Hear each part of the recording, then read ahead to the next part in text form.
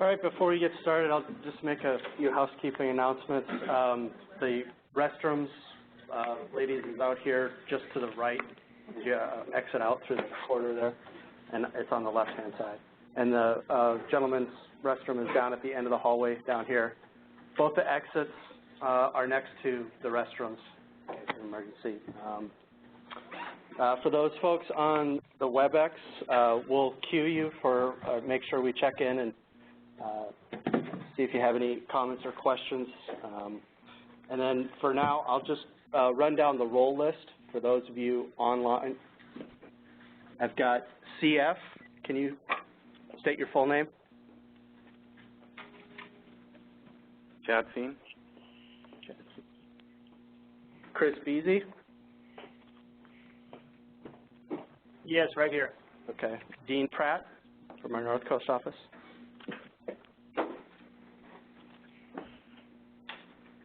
Dennis Seibel. Yes. Don Lindsay. Yep. Doug Cushman. Yep. I got Aaron Kelly from HSU. Yep. Fred Blatt from our North Coast office. Greg Juicy. Right here. Okay. And Jim Burke from our North Coast office. Jody Fridiani. Yes. Margarita Gordis. Yeah. Mark Martin. Yes, I'm here. Noel Kramers. Yes. Sarah Begay. Hello. Scott McFarland. Yep. Sue Keidel. Yep. Sue Robinson. Yeah. And Susie Coker. Here. Okay. With that, I'll hand it over to Russ. Great. Thank you very much, Nick. Good morning, everybody. My name is Russ Henley. I'm the Assistant Resources Secretary of Forest Resources Management at the California Natural Resources Agency, and appreciate folks in the room braving the rain this morning, and everybody who's joining us online. Glad to have some good participation in this event today, and we're looking forward to hearing from you during a comment period at the end of the presentations.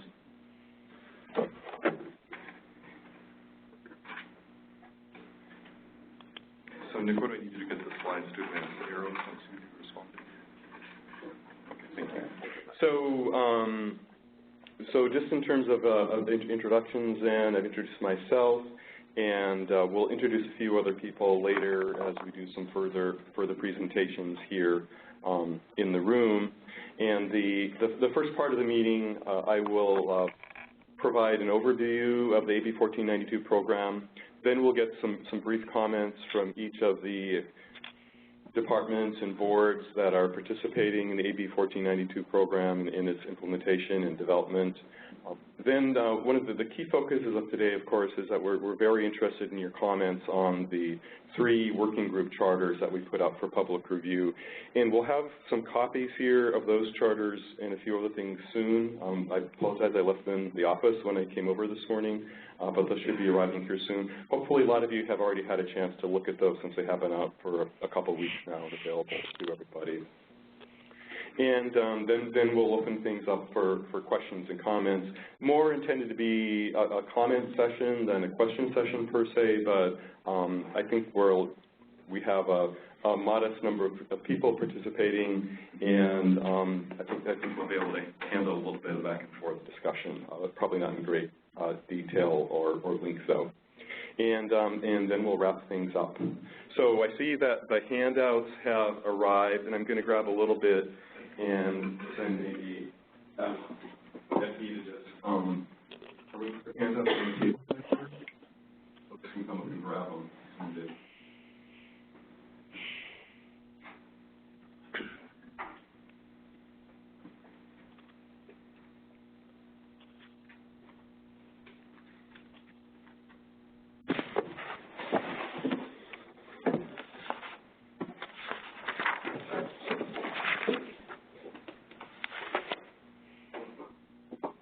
So, overview of Assembly Bill 1492. This piece of legislation passed in late 2012, and it covered 3 broad areas two of which I'm not going to discuss today. One was making some changes in law with respect to wildland fire liability. A second piece was extending the lifespan of timber harvesting plans up to 7 years. And then the third piece was the creation of the Timber Regulation and Forest Restoration Program under the Natural Resources Agency and Cal EPA. So there are 4 major elements under Senate Bill 1492. There's a revenue-generating mechanism, a 1% assessment on all lumber and engineered wood products sold at the retail level in California, which has been a very helpful thing for our programs. It provides direction to improve the efficiency, transparency, and data collection of the state's timber harvest review team agencies and departments, and also provides direction for the development of ecological performance measures, which is, I think, one of our more substantial and challenging tasks.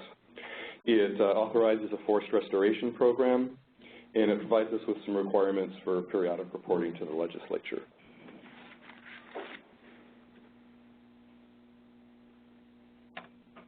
So, one of the things that the enhanced funding piece has been very helpful for is enhanced staffing. And this has been particularly helpful for the Department of Fish and Wildlife, for example, which went from about 9 positions in the 11-12 fiscal year up to 41 positions in the 2013-2014 fiscal year. Other review team agencies received some additional positions and funding as well as a part of this. And so obviously some of the important values of having additional staffing is it makes staff more available for activities such as pre-consultation with professional foresters and landowners to talk about projects before they put the permit applications together. It can make a more efficient process for them. It ensures there are more agency staff on board to conduct thorough reviews of the harvesting applications and to meet the time frames that are established in the statutes and regulations for timber harvesting plan review. And by the way, the handouts are out on the back table now if people would like to grab them at their convenience. And ensures there's more staffing to go out on the ground and do inspections of operations, both pre-harvest inspections, inspection during operation, and completion inspections. And also provides a little more staff bandwidth for staff to help landowners and RPFs identify what might be some restoration opportunities they could take advantage to while they're working on a particular harvesting plan.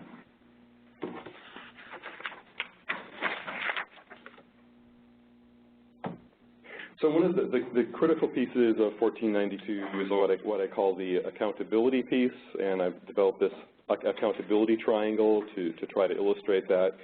And at the foundation, I put ecological performance measures, and this is the critical. Helps to provide the foundation for what AB 1492 calls about, which is concern for the protection of our broad suite of forest resources during timber management activities. And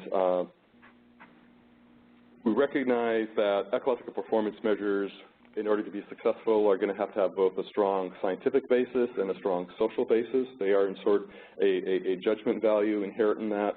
And for them to have meaning and to actually be used by people, we're going to have to make sure that we get both the science part and the social part right with these performance measures. And that's going to be challenging. That's going to take some effort, and we recognize that. It's going to take a little bit of time to do that work. On the left-hand side of the triangle is administrative transparency and efficiency, trying to get the timber harvesting process done within the timelines that are established in the statutes and regulations, which can be challenging at times.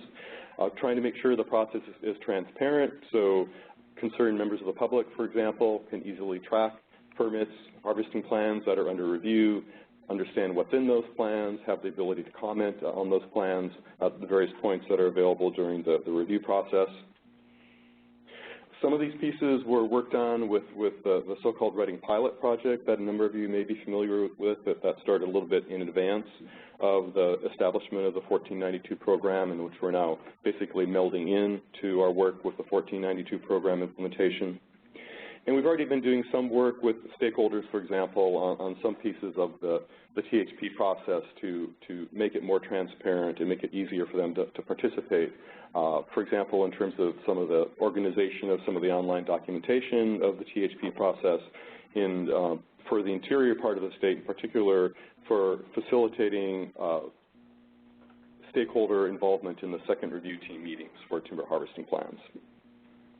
And then the third side of the triangle is environmental data assembly and sharing, recognizing that it's important to have good quality environmental data for assessing and implementing timber harvesting activities. The landowners and professional foresters need that information for putting their permit applications together. The agencies need that information to review those applications. And that information is also important for the concerned public who also wants to understand what's going on and to be able to meaningfully comment the review of harvesting documents. And then just coming right back around the corner, back to ecological performance measures, having data, doing monitoring work is going to be very important to provide the kind of specific data and metrics that are needed essentially to fuel the ecological performance measures. So a little bit on how we're organized and some related pieces for our program. The right-hand side of this diagram shows the key AB 1492 piece under the Resources Agency and Cal EPA. We have a leadership team kind of guiding that work that's composed of folks from the review team agencies, meaning the Department of Conservation with the California Geological Survey, Department of Fish and Wildlife, Department of Forestry and Fire Protection, all those under the Resources Agency. The Board of Forestry, Fire Protection, which is also under the Resources Agency, participates, as well as the water boards under Cal EPA participate on our leadership teams. We've established 4 working groups under our leadership teams. Again, the key focus today is these 3 key working groups that tie directly back to that accountability triangle. And then the 4th working group is our Interagency Information Systems Working Group, which is, we didn't put the charter for that out for public review per se. There are copies of it back here. That's more of an internal piece about how we're organizing ourselves for management of data information systems internally, really just the technical side of that. And on the left, they've also put in the Board of Forestry and Fire Protection and the recently established Effectiveness Monitoring Committee. There's a lot of overlap there with effectiveness type issues for the forest practice rules, connecting in with ecological performance measure type concerns. So we're working closely with them as a part of that process. I'm co-chairing that committee along with board member Stu Farber, and many of our agency staff folks who are working on 1492 are also supporting the work of the Effectiveness Monitoring Committee. And then I also want to point out and talk a little bit about the public input box that's on there. And we recognize that public input is a really important part of this process. Again, we know that for ecological performance measures to have value, we're going to have to get both the science and the social part right of that, on that. So public input is going to be important for that. That's going to be important for getting the transparency part right for the harvesting plan review process. The public input is really important, and we'll talk a little bit in going over the charters about where some of the specific public input points are already programmed into what we're doing. But I also would invite folks, when you're making your comments either today or follow-up comments in by email, to please give us some thoughts about what your ideas, about what you think would be some effective public input mechanisms to make use of.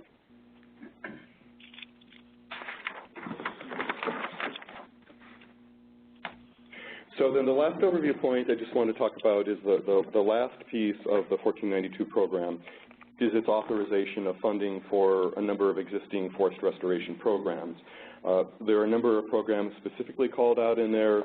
CAL FIRE's CIP, or California Forest Improvement Program, where they provide grants and technical assistance to small forest landowners to improve their forest management. CAL FIRE's Urban Forestry Program, a general line about funding other existing grant programs related to forest restoration. We've already started some work under that. We have received appropriations this year and next year of $2 million per year, which is going through the Fisheries Restoration Grant Program that the Department of Fish and Wildlife manages. And that's going into a program element under that called the Forest Land Anadromous Restoration Program. So there's one cycle of RFPs has already gone out and come in for that, another cycle 15-16 fiscal year. And the bill also authorizes funding for grants under a couple of CAL FIRE's fuels management programs that have some a number of specifics about how those programs are supposed to be, the kinds of issues they're supposed to address as a part of that work. So that's just an overview of our program and where we're going in our developing the program and starting to look at the key tasks under our 3 core working groups. And at this point, I just wanted to invite a representative from each of our review team agencies to just get up and make a few comments about the perspective from their individual departments or boards on the 1492 program. So maybe just kind of arbitrarily, we'll go alphabetically and start with the Department of Conservation. We have Director Mark Dec19 here today. Thanks, Russ. Good morning. Pleasure to see all of you here this morning. I'm looking around the room and I see a number of veterans of the timber wars. You remember the Sierra Accord. We go way back to things like SNEP, the Sierra Nevada Framework, et cetera. We've been working on this stuff for a long time, and I see 1492 as kind of a cumulative effect itself. It's a very logical evolution. And one of the observations that I've had the privilege of having now regulatory programs in more than forestry, oil and gas included, is it's clear to me that regulation of resources is always multimedia. It's always lots of stakeholders, and you're always going to leave somebody out. So 1492, the way you're working on it, the way Russ has provided real leadership on this is, as he says, social, ecological, science, information, transparency, et cetera. And I think this is basically good government, and I'm just pleased to have the conservation be part of the effort. Of course, you know, I'm taking credit for it, but it's really Bill Short does all the work. But thanks, Russ. Great. Thank you, Mark. And Department of Fish and Wildlife, we have Deputy Director Sandy Morey here today. Well, I just wanted to say a few words about how AB 1492 is important to our department. It's really allowed us to build our capacity so that we can help assure that public trust values are considered and that they are part of being conserved in working forest landscapes. So we went down to a handful of staff in 2010. That was our low. And now we're rebuilding, and we have now about 41 staff members in our program.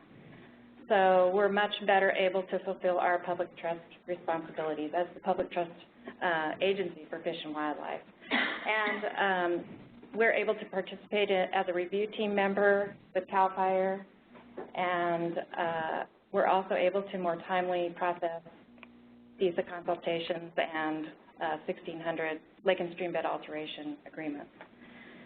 So we have now on staff environmental scientists with a variety of disciplines in the natural sciences, and we're now going to be able to help resolve some of those important conservation challenges in forested landscapes.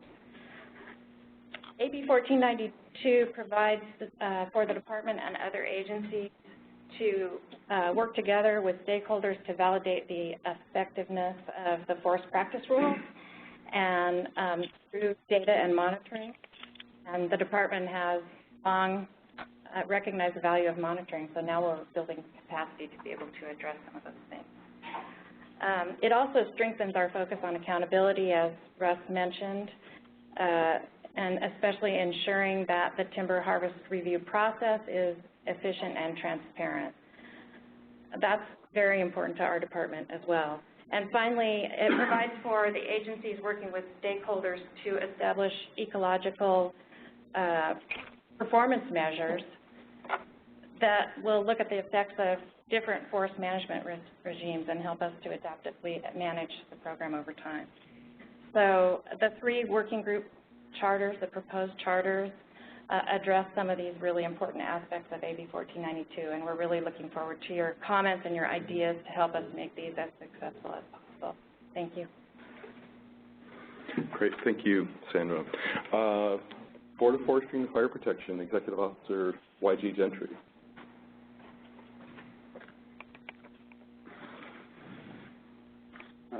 I'd just like to echo everybody else's comments. I think that 1492 is a very logical extension of things that we've worked on over the years and provides a formal structure that will help foster better communication and better understanding of all the processes at work. It's a complex undertaking, but I think Russ has got us off to a good start, and I'm looking forward to working through all these. Thank you, IG. Department of Forestry and Fire Protection, Assistant Deputy Director Dennis Hall. And I should want to point out, Dennis and YG are both part of some of the key active members on our leadership team for AB 14. Morning. Thanks, Russ, and thanks for everyone that showed up today in the pouring rain. I love the rain, except when I have to be in it. You know, I prefer the snow, but Russ has put together a pretty good program here, and a couple of things that I'm seeing already. Some of the things that we've been looking forward to are working in collaboration and cooperation with the other agencies, better open communication amongst the agencies.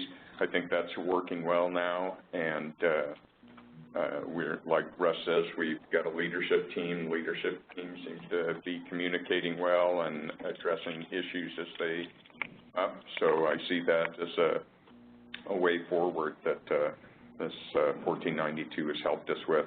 It's also furthers our ongoing monitoring. I know a lot of you here have been aware of the monitoring that Cal Fire in cooperation with other agencies, industry, landowners, universities. We continue to look for opportunities to do research and monitoring, and we have some ongoing programs like 4 Prime and some of the cooperative programs on the North Coast and down in Swan, looking at the effects of timber harvesting. I think those have been helpful, and working forward to change the rules, develop the rules, and look at how effective they are. One of the other things that I'm looking forward to is enhancing our ability for sharing. And I think that goes hand in hand with the monitoring, but it also, there's a lot of other people out there doing monitoring. A lot of timber companies have been monitoring for years, and looking forward to being able to have easy access to some of this information to help landowners better manage their land, help us better regulate the practices out there, be with more effective regulations in timber harvesting. And then lastly, overall working toward a more efficient and effective program for regulating timber harvesting for our enforcement program, and for working with landowners, small landowners and large landowners alike, to find better, streamlined ways of implementing their timber management schemes on their landscapes. Thank you. Thank you, Dennis. And we'll wrap up with the state water board, state and regional water boards with Mr. Pelletier, and we have Phil Crater, who's Assistant Deputy Director for the water board, state water board. Thanks, Russ. Good morning, everyone. My name is Phil Crater. I'm the Assistant Deputy with the State Water Board, Division of Water Quality, and I'm here today mainly just to express support for this process. I'm not going to repeat a lot of what has already been said, that I support.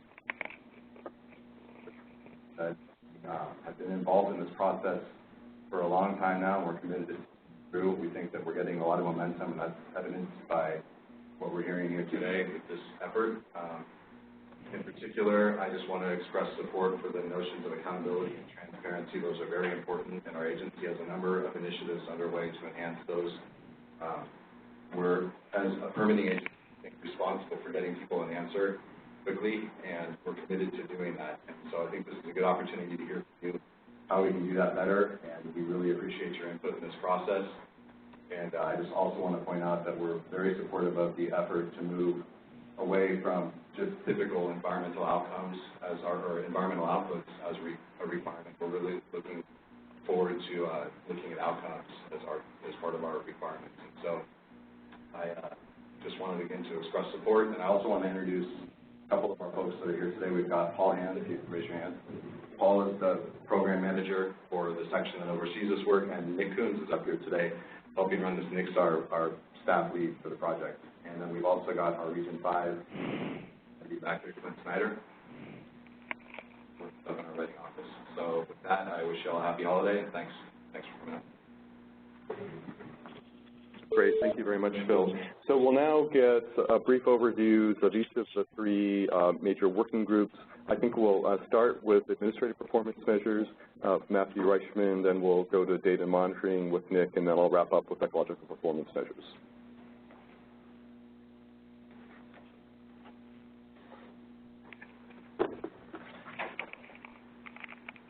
Morning. My name is Matthew Reichman. I'm with the CAL FIRE Forest Practice Program. I'm also the chair for the Administrative Performance Measures Working Group. And this morning I'd just like to give you a brief overview of the working group, our charter, and a little bit about the status and where we are right now with the group. To begin with, the Administrative Performance Measures Working Group is really the group that's focused on transparency and efficiency in the program and in the process, the timber harvest review process. When we talk about transparency, we speak about the regulated community, but we also talk about stakeholders and the public in general, as Russ had mentioned there. So we're looking at making it a more open, transparent process for everyone. Efficiency, we really want to look at the way that we are delivering the program and the outcomes and how efficient we are at meeting the requirements within the Forest Practice Rules and within the Forest Practice Act. Ultimately, transparency and efficiency will lead to accountability of the program, and that's really what we want to focus on. This gets down to looking at staff, looking at how staff are, what activities are working on, how they're tracking their effort, and ultimately what their outcomes and what the product is that they're delivering. And this is throughout all of the programs. So we have kind of a daunting task here ahead of us, but there's already been quite a bit of work done on this. And as a group comes together, we've had 2 years worth of reporting now, so we've made some pretty good advances. Regard to stakeholders, we've already done some stakeholder outreach, and we've identified some initial concerns as far as access to harvest documents. That's one thing that we want to continue to work on and hopefully improve. There's been questions about the type of information that might be available through the review process, and ultimately allowing the public access and the opportunity to have good input into the review process. You might hear, or you probably have heard of the Reading pilot project. I'm not going to get heavily into that, but that was an initial step to investigate some opportunities to improve efficiency and transparency in the review process. So we're going to rely on some of the recommendations from the Reading pilot project into our effort.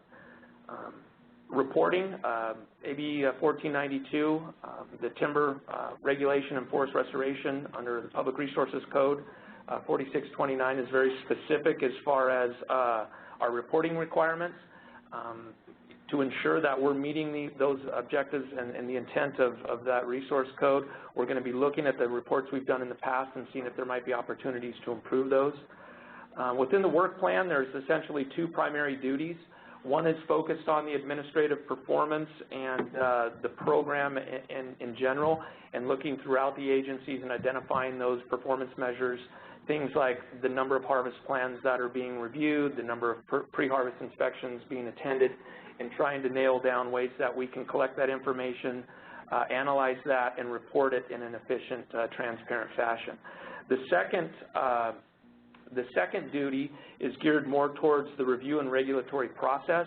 Again, we're going to be looking at performance measures and information on how we review plans, the outputs of those plans, the products that we're creating, our reports. We're looking at things like streamlining the PHI report process, coming up with one report that all the agencies at their discretion would have an opportunity to use.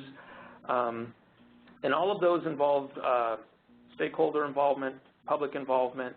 It's going to require us to go back and look at the reports that we've already done and really dive into how we're collecting information, analyzing it, and ultimately reporting that information under AB 1492. A few of the milestones that we're going to be forced with. We are going to improve our effort and outreach to the public and hopefully get a lot of insight from them on some of their concerns and issues that they have on the process. We want to share information the information we have in order to identify ways in which we can improve the way we're capturing that information and reporting it. And then ultimately we're going to be working with the Information Technology Working Group in order to identify some automated system that we can use hopefully amongst all of the agencies in order to collect information consistently in order to report that out. Thus far, we've had one working group meeting. It was on December 5th. Prior to that, the review agencies had convened on several occasions, and there's been a lot of work done on the administrative performance effort thus far.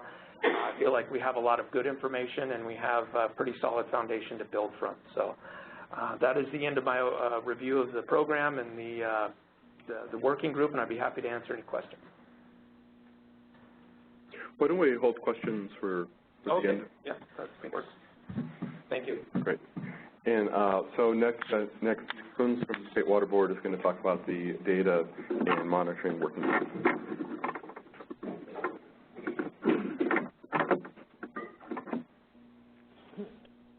Good morning, everyone. This is Nick.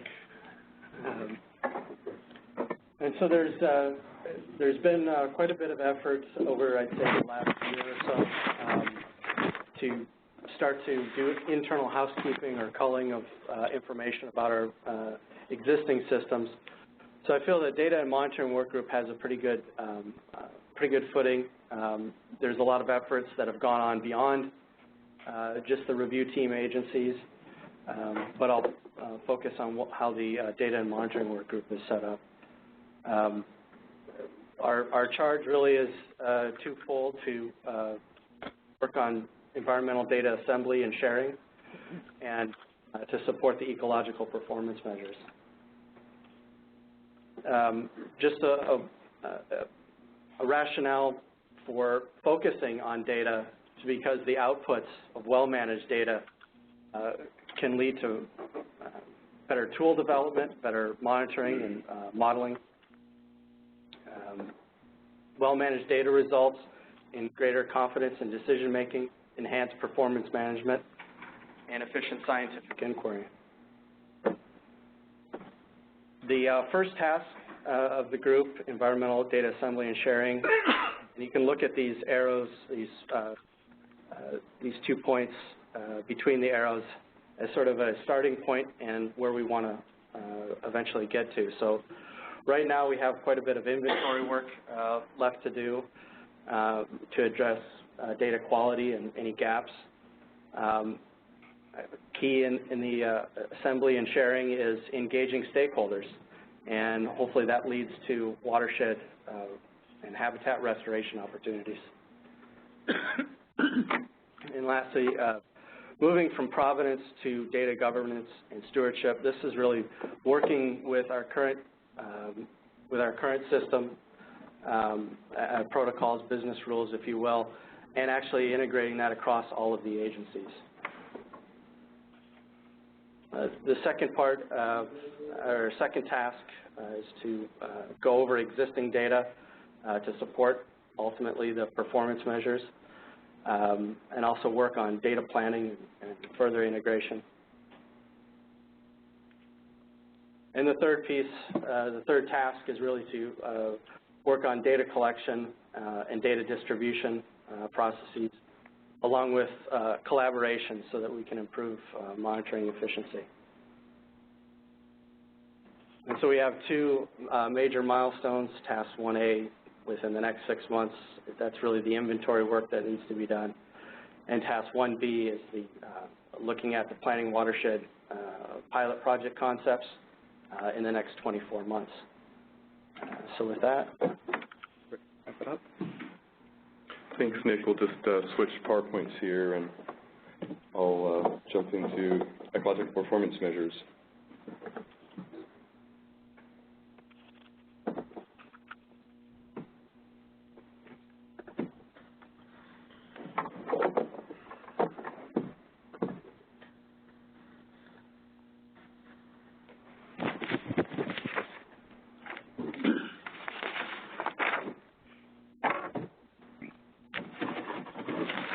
Hey, Whitey, could you do me a favor?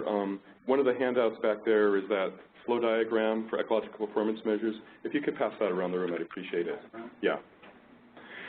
So to start off with then, the mission for the Ecological Performance Measures Working Group is the development and implementation planning for ecological performance measures.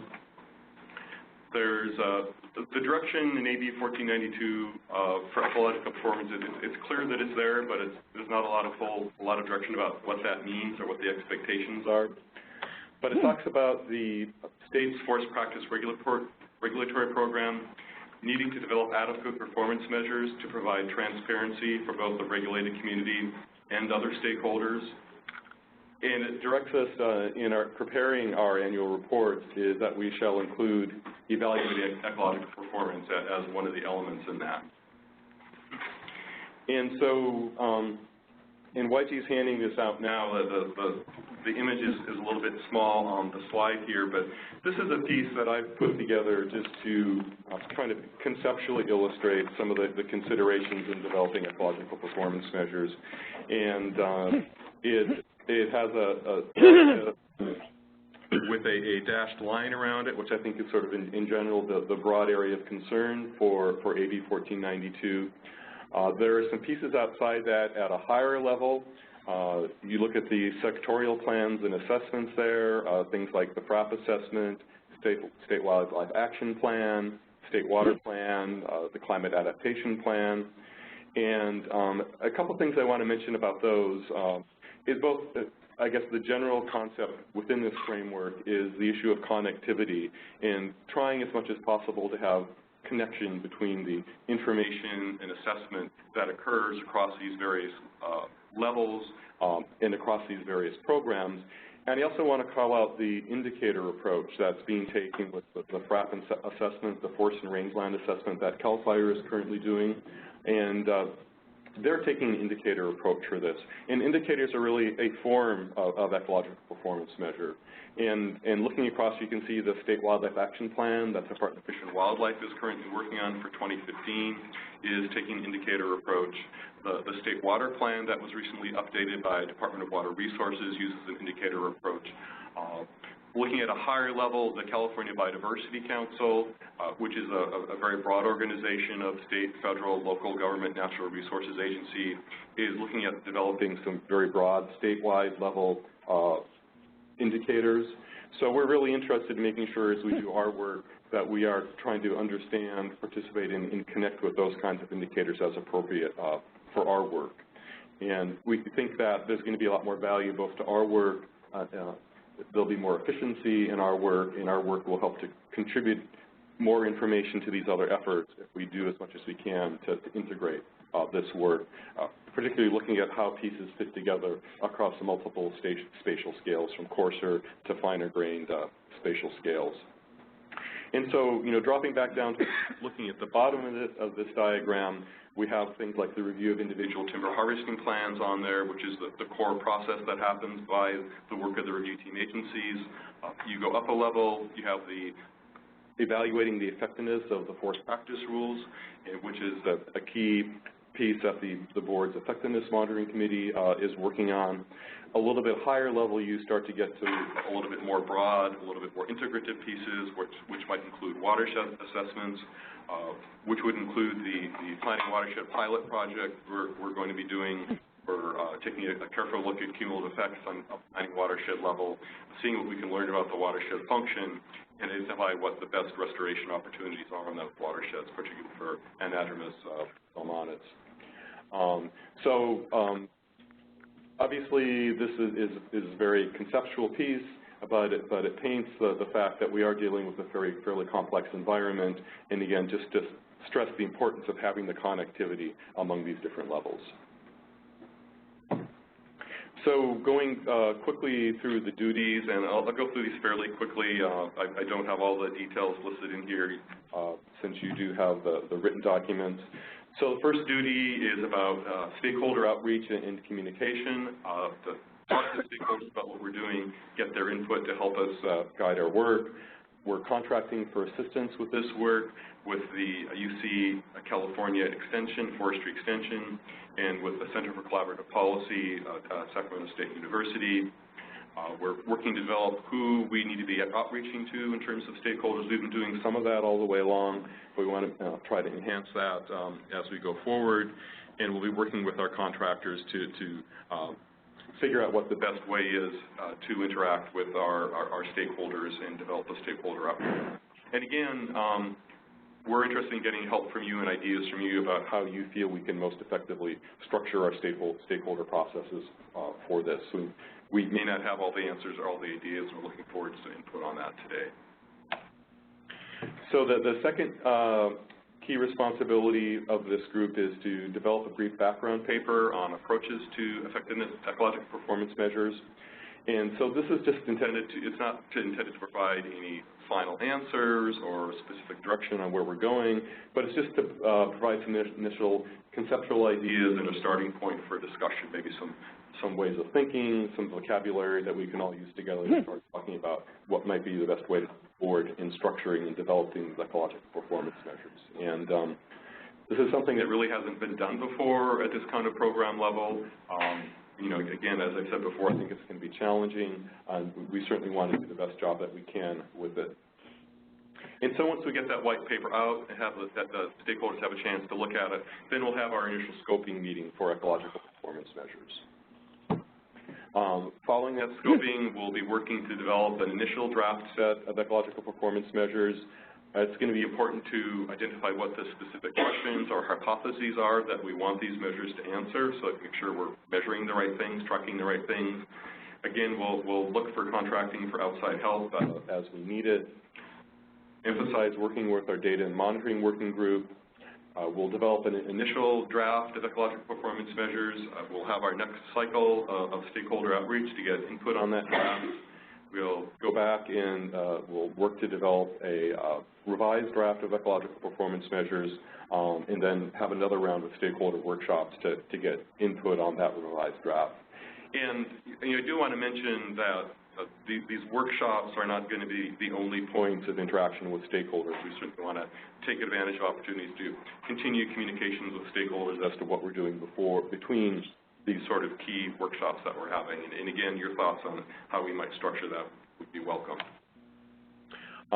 So then after that second round of input, we'll develop a final working set of ecological performance measures, an implementation plan, and an adaptive management approach, overall adaptive management approach for our program. We will then take those out, have one final round of stakeholder input on those. Hopefully we'll be pretty darn close at that point, and we can wrap up our work, complete our final set of ecological performance measures, and go forward and start with our implementation work. And so timeline, we're looking to complete the white paper and initial stakeholder scoping workshop in the first quarter of 2015, have an initial draft of ecological performance measures by the end of 2015, second stakeholder workshop, January 2016, second draft of ecological performance measures, plus the implementation and adaptive management plans in May of 2016, a third stakeholder workshop in June, and then hopefully at that point we will be able to wrap up and get that final set of ecological performance measures and our implementation and adaptive management planning pieces completed in July of 2016, and then move forward from that point with implementation. So, just to kind of wrap up, a few final comments before we move into comments and questions. And I just want to emphasize, I think my colleagues share this belief that AB 1492 really provides us with an exciting opportunity to do some very new and creative and important things for forest resources in California, really at a number of different levels. And we're very excited about having this opportunity, and certainly the fact that we have a funding resource we can use to do this work is a critical piece of this. Oftentimes in government, we're given major new tasks and responsibilities about funding to do it, and that makes it pretty darn hard, not just to get that effort launched, but to sustain it over time as well. So the fact that we have a good funding mechanism for this program work, an opportunity, and at least right now, the availability of resources to do some additional growing of this program as we identify what other work we need to do, what other monitoring, data collection, analysis we're going to need to do to support ecological performance measures, et cetera. We've got some resources to tap in to do that work, so I think that's a really exciting piece of what we've got here. So I'll just wrap up with that, and we'll switch into comments, and Nick, if you could kind of help with that, and maybe we could just do an initial sweep through the room and then go to some of our online folks, just kind of as a process. And we are going to ask that people please use the microphones when they're speaking, just so we can ensure that everybody in the room and the people online can hear what your comments are, because we want to make sure everybody can hear them. So we've got just a little bit over an hour for left in the meeting to take comments and questions. So why don't we, maybe start off, if people could try to keep comments to about three or 4 minutes. Hopefully that'll work in terms of giving us a chance to hear from everybody. Thanks.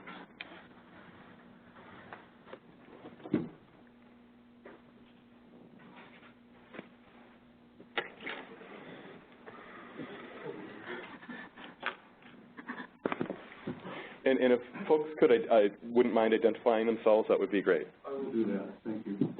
Hi, Russ. Good to meet you. I'm Paul Hughes. I'm the Executive Director of Forests Forever. We're a forest protection nonprofit advocacy group that's been around since 1989 and are actually a C4 and C3 dual organization with about 8,000 members statewide. We've been around since 1989, as I mentioned. For over 40 years, California has had what many observers consider to be the most comprehensive, environmentally protective set of forestry laws in the country. Many, if not most, in the timber industry, those that we hear from and talk to, add that it's the most burdensome and complicated set of forest protection laws and regs in the country. But however you characterize California's Forest Practice Act or rules, this regulatory framework has had a gaping hole, a glaring deficiency since its birth in 1973. That is the complete and utter failure to assess and respond to cumulative watershed effects. This failing has been criticized and noted by blue ribbon science panels, good government watchdogs, foundations and federal agencies, and the cumulative watershed effects analysis issue is the core of the Forest Practice Act. It's the heart and soul of it, as I think we all recognize. With the passage of AB 1492, the forest-interested public sees a once-in-a-lifetime experience to fix the situation, a clear mandate to overhaul and reform logging regulatory processes, and included with that the full funding to do the mechanism over. The framework for carrying out AB 1492's intentions was made clear in AB 875, authored by Wes Chesbrough. That was the latest of 3 bills that Chesbrough authored, and it called for pilot projects to establish baseline conditions in different forest ecosystems that could be extrapolatable, and that done on a Cal Water Planning watershed scale in order to devise the most efficient and effective ways of gauging and regulating logging's impact on soils, wildlife, and water, as well as carrying out the environmental and other mandates of the Seabird-Nedgley Act, CEQA, and other laws. This won't go on forever, halfway through.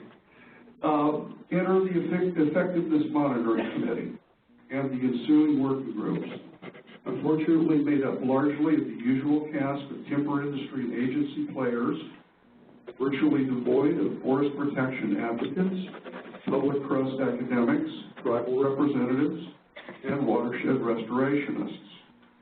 The EMC framework effectively shielded its process at the get-go from meaningful public input and oversight, relegating these values to the minimum needed for public appearance. The timing of today's public meeting, unfortunately, is a case in point.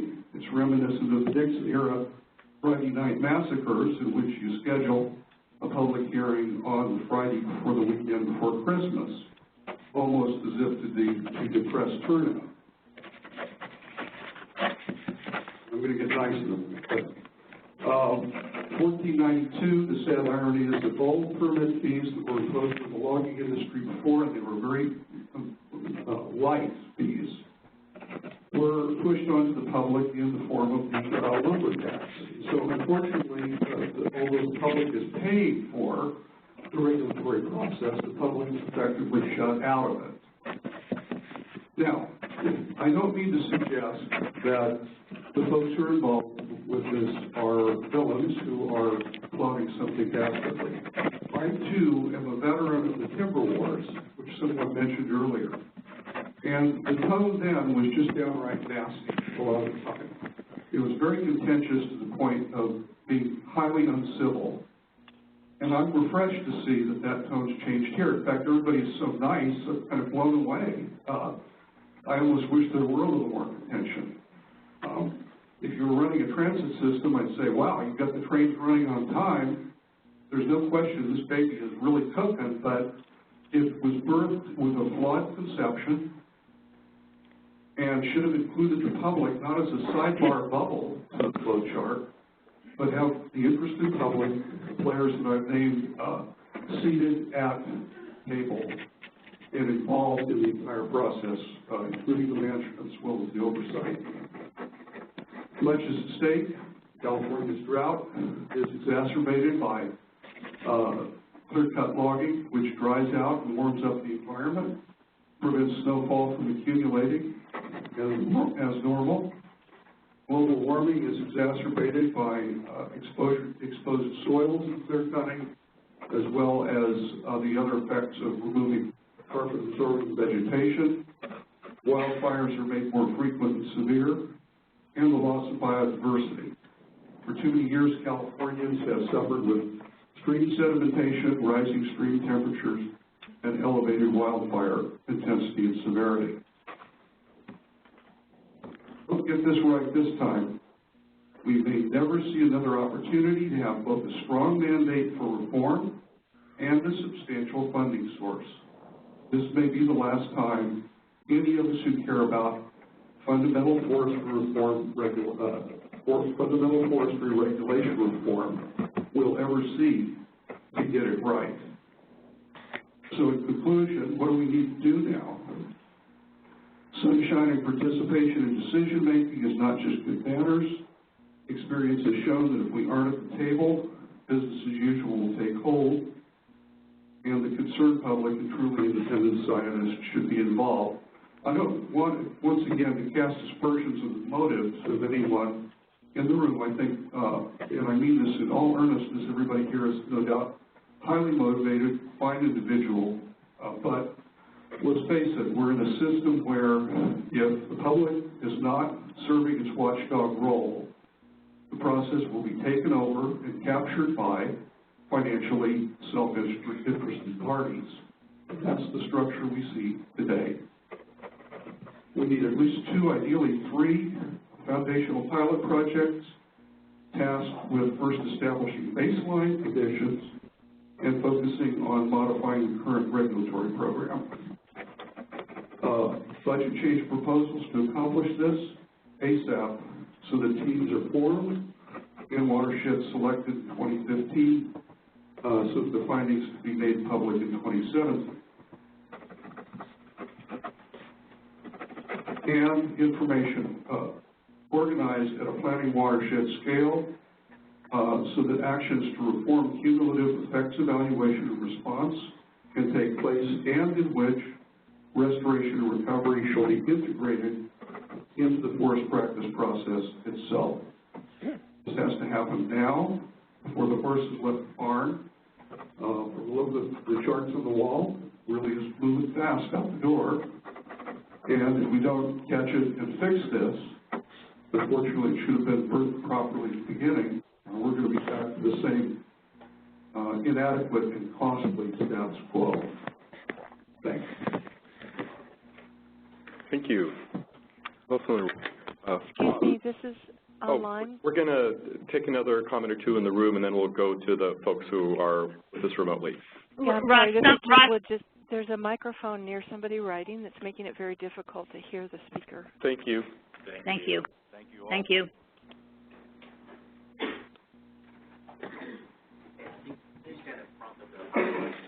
I'll take them. Awesome. I'm Rob DePerna. I am the California Forest and Wildlife Advocate for the Environmental Protection Information Center, EPIC. And everyone, thank you for the presentation today. I was told to stand here, so I'm standing here. Anyway, a couple things. First of all, you know, really looking forward to the concept paper on ecological performance measures. One of the things we flagged right away, Russ, was that there wasn't really a sense of what the definition of that was, what it meant, and what the process is to get us there, what are the indicators, how we achieve that. So that's something we're really looking forward to.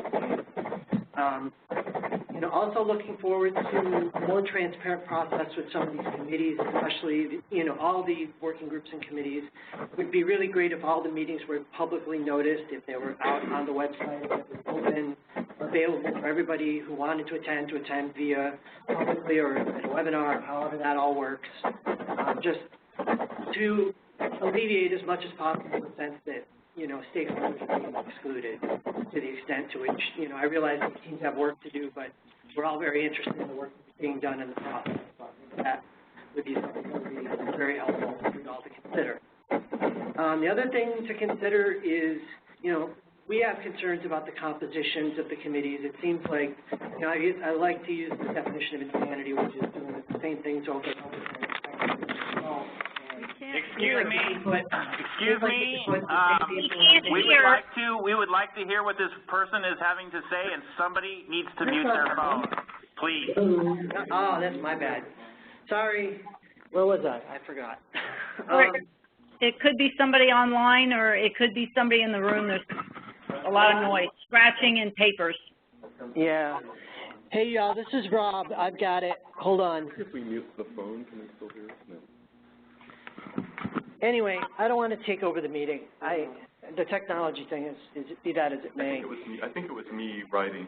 Go ahead and talk and let us know if this is better. Is this better? That's better. Okay. Anyway, sorry, y'all, but so the last thing I was going to say before I end what I have to say is that the composition of these committees, if you have the same people in the same places doing the same things, you're going to get basically the same results you always get. And it seems like the EMC is the Hill Slope Monitoring Committee, is the Technical Advisory Committee, is the whatever you want to call it, that we've seen over the years and over the years and over the years. It's the same old suspects trying to do new things, and would really encourage you to get some independent people in there. I don't know if that's a funding issue or if that's an expertise issue, but there are scientists, there are restorationists, there are academics who could really inform these committees that would more accurately, I think, represent the demographic of the public in the state of California. So that's all I'm going to say today. Thank you all very much for your time.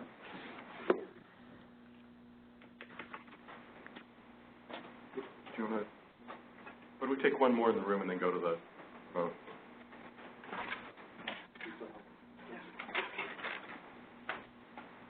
Hello, my name is Nicole, and I am from Concord in Contra Costa County. And I'd like to start first by thanking all of you in the room for your leadership in the protection and restoration of our forest lands and watersheds in our beautiful state. AB 1492 is a monumental step forward in implementing these protections, as well as cleaning up decades of past damages that have been done through poorly planned logging practices. With such a large step forward, it is imperative that these protections go the lengths that they need to provide the effectiveness that is needed, not only to ensure the proper use of the consumer tax funds, but also to ensure sustained production of forestry products, wildlife protection and recovery, and the lasting enjoyment for years to come of all who visit our state and who reside in it. As we know, California is a trend-setting state, and it's important that we hit the ground running without missing an early step, providing a lead for other states to follow. I have two major pressing concerns that I urge everyone on these panels to address when implementing these funds. Pilot projects must be conducted, as they are key to implementing provisions in AB 1492 to improve the state's collection, organization, management, use and distribution of vital forestry-related information. While I am very pleased that there will be one pilot project conducted, this simply is not enough. There are dozens of forest ecosystems in California state, each with varying flora and fauna inhabitants, as well as in varying levels of degradation. One pilot project will not provide enough information to produce the effective, standardized measurement and data collection necessary for this vast state. I stress the term effective in this last statement. As of now, information is not compiled, organized, nor accessible to utilize it. There needs to be a single online location for the posting of timber harvest plans, as well as cumulative watershed effects. This will allow the efficiency necessary to make best use of taxpayer funds. It is imperative that this data and information is accessible and transparent to the public. This brings me to my next concern of public transparency. Unfortunately, history is rife with examples of the public and citizens being the last to know and least involved in matters that affect them in the most intimate of ways, their livelihoods and their quality of life. Because these funds are entirely consumer supplied, it would be a great blow to the people of California to have the public transparency in its implementation hindered in any way. This particular concern nags at me due to the recent setup of the Effectiveness Monitoring Committee in particular. There really was simply not enough information given to the public to have an input with this. I also point to the timing of this public hearing and comment period being placed so close to the holidays. In conclusion, I strongly urge the panel to not only take these pressing concerns to heart, but effectively put in place the means to address them. Conduct more than one pilot project. It is the most cost-effective means to prevent further devastation to our watersheds. Pilot projects must be conducted as,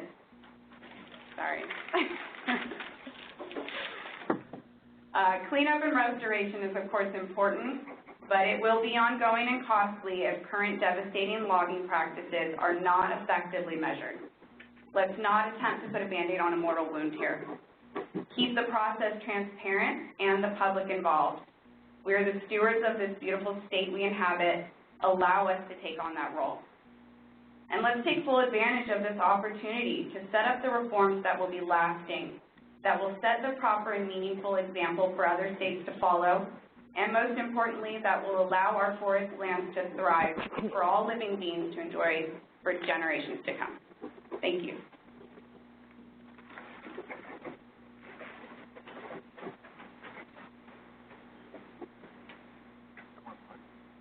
Yeah, should we start? Excuse me, we've got a little scratching going back on the sound. That's my old technology fountain pen. I apologize for that. Okay. For those of you on the line, let's see here.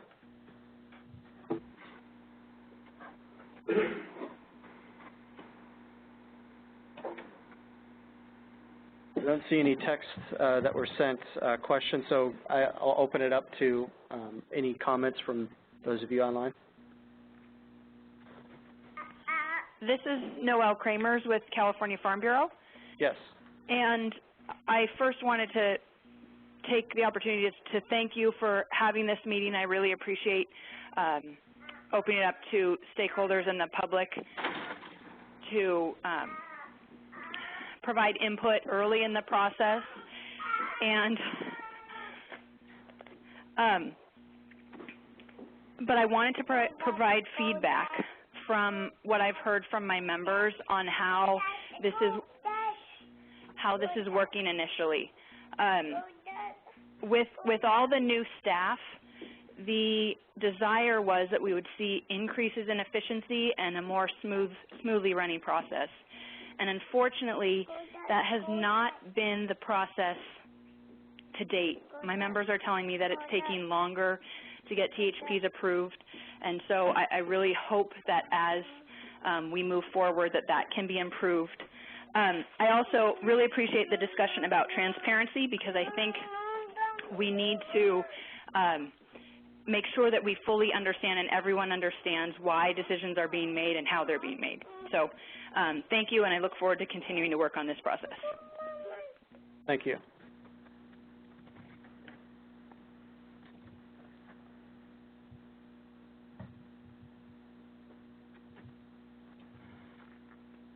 This is Jody Frediani, and I just had a question. Can you make the slide presentation that you gave this morning available to us? That would be really great. And I do want to thank you for and everyone for all the efforts on this. And I will be submitting some comments in writing prior to your deadline. Thank you, Jody. Yes, we can do that via our Resources Agency website. And, you know, we have heard a couple of people express concerns about the close of comment date we had asked for, which is January 5th. If that's a problem and folks would like an extension of that, we can do that. It's not a hard and fast date. We're anxious to get our work done. That's why we set a date to get comments in by. If folks feel they would like another week or even 2 weeks, I think we would be happy to offer that. Again, we just set that date in concern for trying to move the process along. So if that would be helpful, we certainly would open up the opportunity to do that.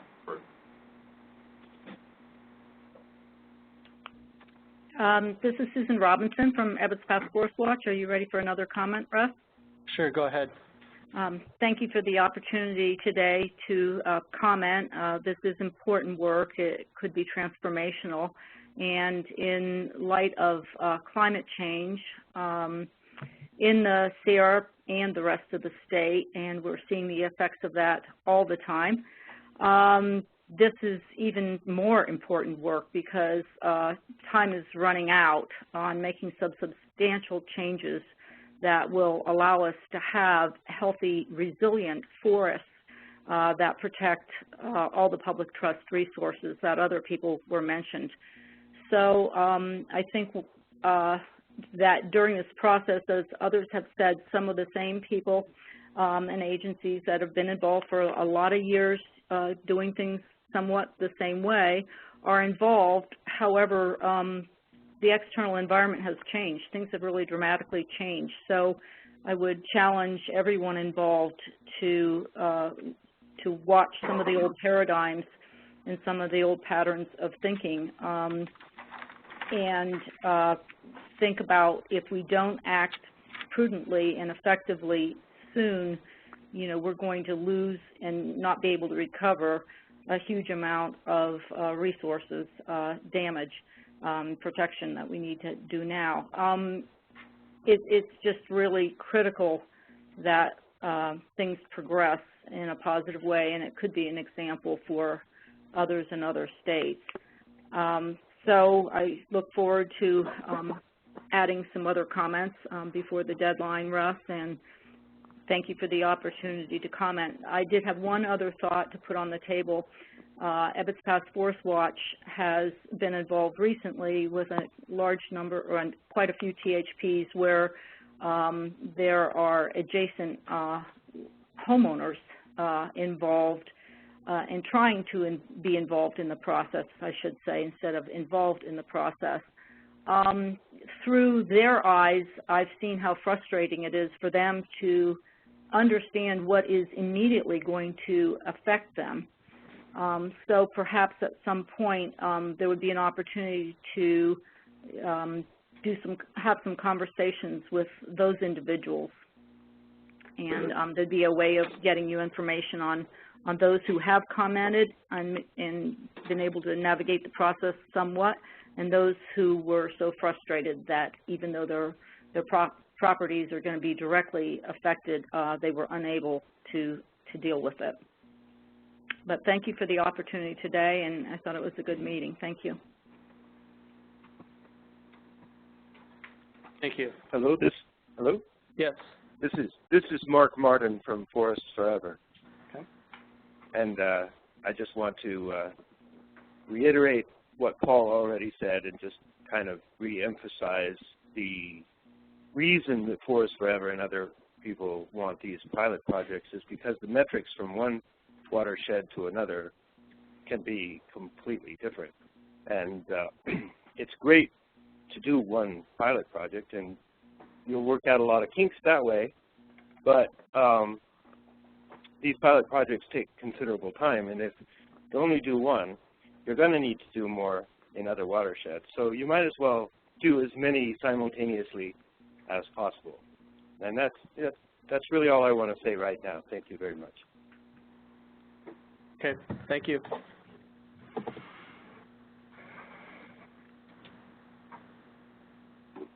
This is Erin Kelly from HSU.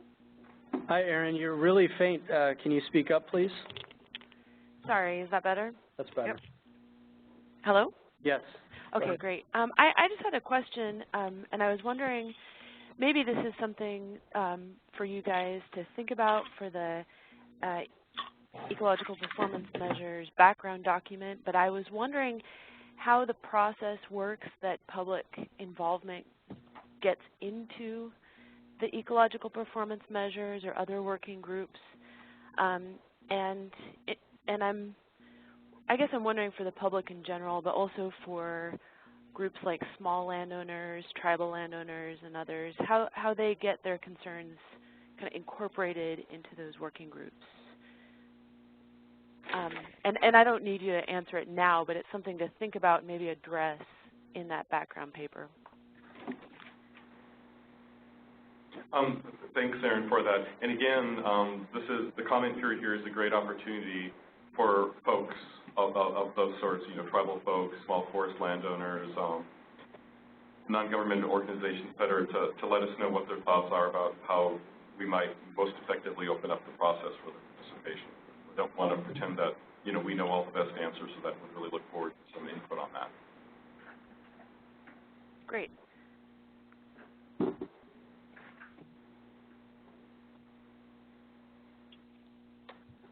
Anybody else online?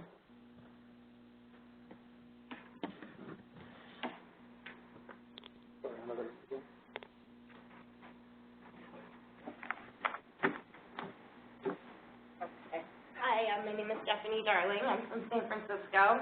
I'm going to reiterate a lot of what's already been said, but I think it's worth saying again, so I'm going to go ahead and say it. First up, I was glad to find out that at least some parts and pieces of the pilot projects that Chesbrough had put forth in AB 875 have been looked at being adopted into the implementation of AB 1492. But I was also disappointed because, as it was already pointed out, it's one project. And it's described, the way it's described now, it falls too far short of the work that needs to be done here. We're at the point where climate change and water shortage problems, the fact that everyday new species are going extinct. I read just the other day that we lose an estimated 500 to 36,000 species per year. These are issues that cannot be debated anymore. I don't see how any intelligent person can, in good conscience, question this at this point.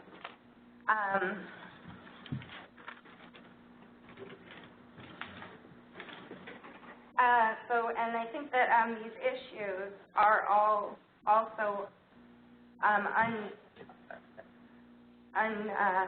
sorry, can't read my own writing. All of these issues really relate to the health of our forests, and there's no question about that. And that makes this a very public issue because bad logging practices are impacting all of us.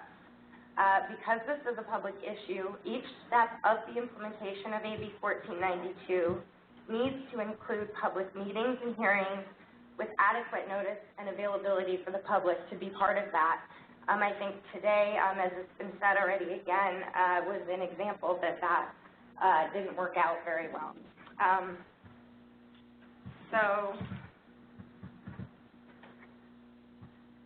Let's see. I'm also more concerned about the public chance to be part of this because so far, looking at the documents that have come out, it seems to be the same business as usual. And none of us can afford that anymore. We cannot keep going this way. Something has to change, and it's not something has to change soon. It's something has to change now. The word sustainable has become such a buzzword, I'm afraid that most of us forget what it actually means. So I jotted it down here for myself. So the definition of sustainable, able to be used without being completely used up or destroyed. It's crucial for all of us. We have to make a change, and the only thing that makes sense is to start to understand everything that we can about the issue at hand. And I think that the best suggestion on the table for doing this is to carry out the pilot project that will produce uniform standards and procedures in managing logging practices on an entire watershed scale. So to conclude, please do the pilot projects that Chesbro, bless his heart, has introduced in multiple bills now. Let's go forward with that and bring in more people who are qualified based on their credentials and independence, rather than the self-regulating good old boys club type situation that this industry has been operating under for way too long.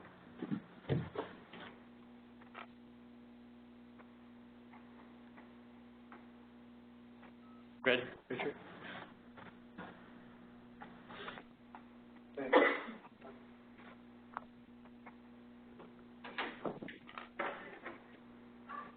Okay.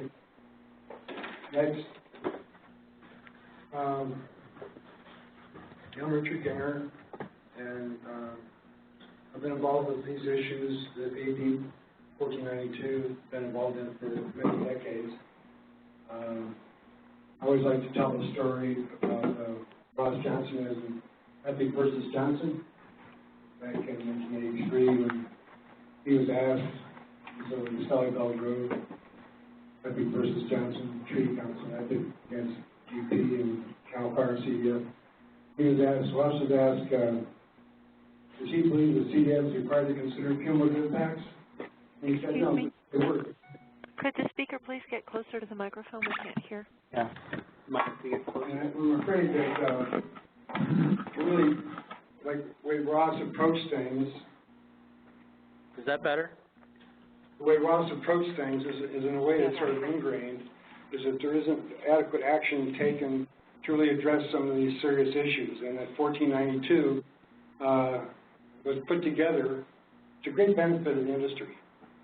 And there were 3 consulting groups. There was industry consulting group, there was an agency consulting group, and a so-called environmental consulting group that the administration conferred with. And of course, from my perspective, this left out the restoration community, which is so important. There's so many of these issues involve integrating recovery measures and restoration into the actual forest practice process. So the industry benefited hugely by 1492. Some of that has been explained. And the public started waiting for their opportunity. When does the public get equity? Because the public now pays for the whole process. And I think that the public needs to be responded to as strongly as the administration responded to what the industry pointed out were their needs. And the public's needs are really quite modest. One of them that I focus on a lot is that the information that's been produced by these registered professional foresters is enormous. For their harvest plans, they have to walk every stream and notate, according to section 916.4, adverse impacts to those water courses, both potential and actual. Okay, so how has that worked out? We don't know. That's why people are calling for pilot projects to start this top-down Byzantine multi-complexity of all these committees without actual members of the public being on them. Is sort of silly if you don't actually look at what has come from all the work that's been done for decades and is now digitalized almost entirely. We need to bring this process into the, I guess it's the 21st century now? Get that straight. But we're just looking for professional addressing of real issues, the forest practice rules and sustainability and those things. That didn't stop Charles Hurwitz. It didn't stop Henry Merlo, excuse me. But and we have a chance to do that now because AB 1492 provides the intent. And the intent isn't just efficiencies or ecological performance, it's restoration. It isn't just putting off restoration into a fisheries restoration grant program, which is a good thing. It's integrating restoration in the actual timber harvest practice process. So there needs to be, as people have said here, there needs to be real representation on the working groups, much like CAL FIRE had with the Jackson Advisory Group. You know, they found, 20 people that these various stakeholders felt could represent them. The foresters are represented, the landowners are represented, environmental groups are represented, and other stakeholders are represented and put their heads together and came up with something. And if you go ahead with this lack of that kind of representation process with this process, you're not going to have the buy-in that Jackson had with that. It was like, it was an arduous thing. It took some years, litigation kicked it off. But you need to show some foresight and make that happen. And that's what, we already have pilot projects to deal with. If Governor Schwarzenegger hadn't vetoed the first version in 2010, we'd have something to work with. And it's time to do that. And what's laid out in those three bills is one is to organize information on a planning watershed scale, which now is organized by county. CAL FIRE has made some advances on it. But you should be able to, in this day and age, click on the planning watershed and know very quickly what the key issues are and what the conditions are in that watershed. That's simple. Some of you heard me say this before, but Charlotte Ambrose from NOAA Fisheries took the Fish and Wildlife information, put it together. Pete Cafaretta, who's involved with this, put together a presentation about restoration and SoCal Demonstration State Forest from that information, and he showed 20 or 15 slides of the watershed, of diagrams, of charts, and in half an hour, in 20 minutes, you had a feeling for what this involved. And we should be able to do this across the board in forest, in the California private and state forest lands. And this process should enable us to get there. And the specific I have down here, bash EMC. No, it says EMC bashing. You can take that however you want to do it. No, but this public, the monitoring study group, I guess it was closed to the public for a certain period of time. It was supposed to actually get it so that the BMP process, Base Management Practices, under the federal water quality law would come about. It sort of floundered about. Then the public came into it, and I'm not trying to single myself out, but I was just about the only public person that ever went to those meetings in a consistent manner. And I was aghast to find out that the monitoring study group had never actually gone out in the field to look at a water course crossing. That's what the Hill Slope Monitoring Report said. Well, most things are done good if you follow forest practice rules, but there's a problem with crossings. So we finally went out and looked at some crossings. There needs to be that link with real people and real conditions. And taking a concentrated look, and I was amazed and happy that at least the concept project made it into the 2 years implementation after the data monitoring working group. But these things are all interrelated, and these pilot projects, there needs to be more than one watershed. Initially, if Gary Van Anderson's back here, I got to hit on him again, but he was involved with the IWAT, Interagency Watershed Assessment Team, that was put together with relief and incentives for small landowners idea that Director Tuttle at the time got together. And that was an interagency watershed assessment team that would interact with stakeholders to solve a path for cumulative effects, criteria, and documentation harvest plan process. And this 1492 gives us a chance because there's a funding source that's tied in from the taxation of the public. And these public needs can now be answered, and it needs to.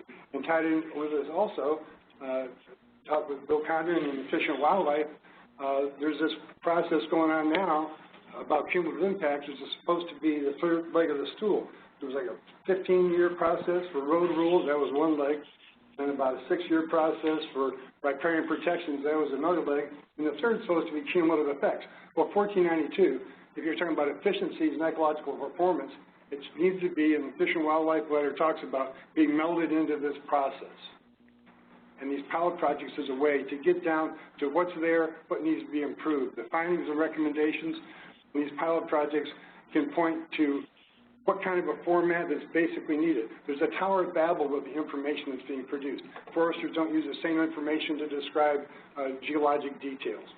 They should, like Bill would point out, use their guidance, and they don't. There needs to be a consistency and a simplicity that will help people that write harvest plans, people and agencies that review harvest plans really understand what's going on, where the real issues are, so that things can be effectively dealt with, rather than a jumbling bunch of babble of coming from all these directions from the top down. We need to look and honor, really, the forest industry and their implementation of the Forest Practice Act and rules. So, I don't know if I've said enough yet. But I really think you got to revamp this thing to go on. And I'd like to also stress that, I mentioned it some, but the intent language in here, it includes road management and riparian functions being dealt with on a watershed and a landowner in a larger basin way, and that's not in these working groups yet. And the restoration, it's good that the money's already gone to the Fisheries Restoration Grant Program, but if you do the kind of reform that this process can do, the opportunities for restoration will be much larger over a much larger area for a much longer period of time if you just use the information that's been produced by foresters. And it's not to put all the weight on the landowner to have to do these things. This is to get the information so that any one of the number of entities with funding from 1492 or other funding opportunities address methodically kinds of things that need to be done. And Charlotte Ambrose said that 80% of the land base for the protection and recovery of coho salmon in the Central Coast is on private timberland. So what you potentially could do here is monumental, and I hope you don't waste it.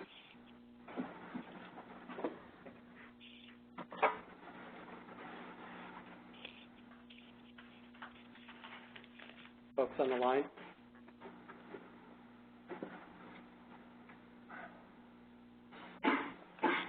Hearing none. Anybody else online want to make a comment or ask a question at this point? This is Greg Giusti.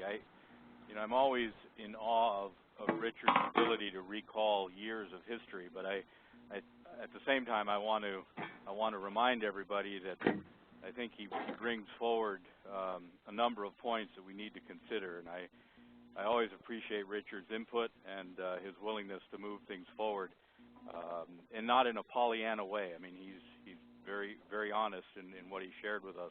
But those of us that have gone through these turmoils for all these years, I think, are looking forward to a positive outcome. Certainly, I've signed up on the UC team to help move this forward, as Susie has.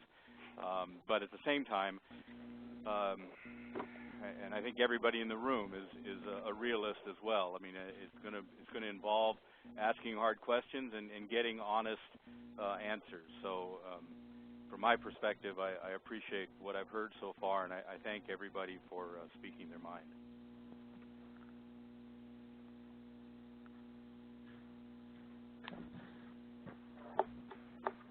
We have a gentleman in the room here. Can you actually move closer to the microphone up there? My name is Stephen Baca, and I'm a forester with state parks. And we are doing forest management issues in many state parks around the state. Come across a recent scenario, I hope it's not the future, of forestry in California. When we went to go to recover some of our costs in terms of marketing some of the larger material in order to do the cleanup of these state park properties, ran into a real problem, and that was many of the mills were flooded with timber that was coming off of major wildfires, not only for this year, but next year. I certainly hope that's not the future of forestry in California. Major, large-sized fires that are just being salvage logged with obviously much less planning. So ultimately, I hope the result of this process is that it doesn't just generate more monitoring, because more monitoring doesn't necessarily lead to more effective outcomes. I hope it comes up with more effective monitoring, which actually cost, thereby stimulates more capacity to process lumber in this state, which has been dropping for many decades. So I hope that's the net result of this in terms of land management practices for both, well, my agency as well as the private industry. Thank you.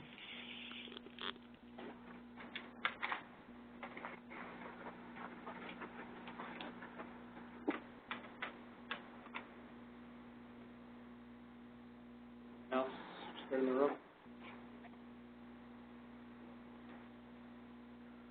Last call.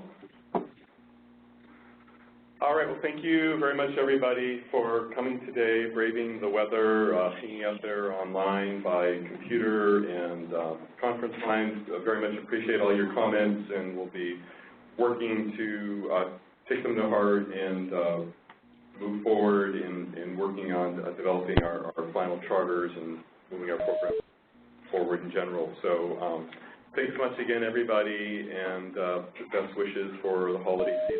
And look forward to meeting with you again. Thank you.